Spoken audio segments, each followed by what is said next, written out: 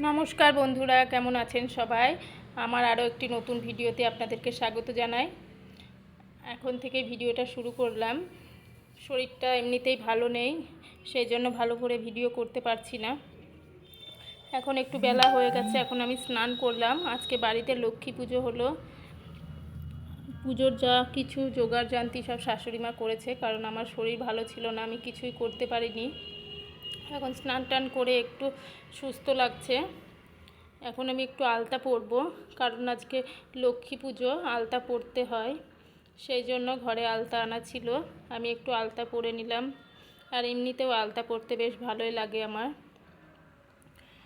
আর আলতার লেগে যাবে ঘরে, সেই জন্য আমি একটা ত্রিপল নিচে রেখে তার উপরে পাটা রেখেছি, কারণ আলতার লাল দাগগুলো সব ঘরে ভরে যাবে, সেই জন্য। আর আমি সেভাবে ভিডিও করতেও পারছি না, বাড়ির পুজোর ভিডিও আমি আজকে একটুও করতে পারিনি।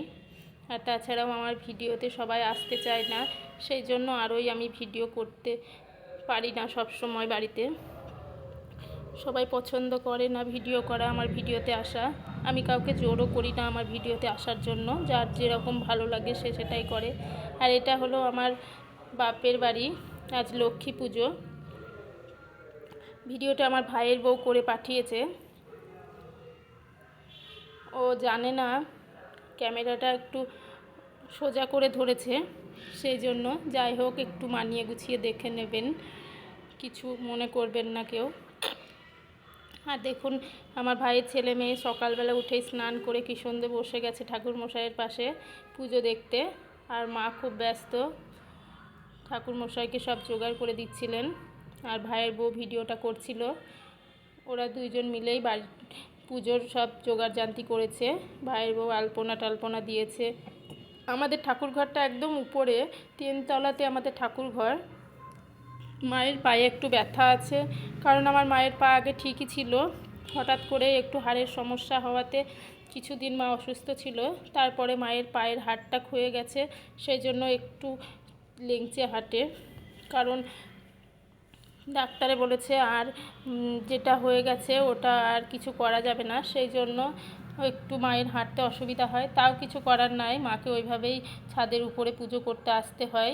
কারণ নিচে ঘরে পুজো রাখতে পারে ঠাকুর, কিন্তু দুটো বাচ্চা আছে, ওরা একটু ঠাকুর নিয়ে টানাটানি করে, বোঝে না এখনও, ছোট বাচ্চা তো, সেই জন্য মা ঠাকুর সব উপরেই রাখে, নিচের ঘরে রাখতে চায় না। আর উপরে যেহেতু ঠাকুর ঘর বানানো আছে, সেই জন্য মা যতই কষ্ট হোক নিচে কিছুতেই ঠাকুর রাখতে চায় না। আমরা অনেকবার বলেছি মাকে, কিন্তু মা তাও শোনে না।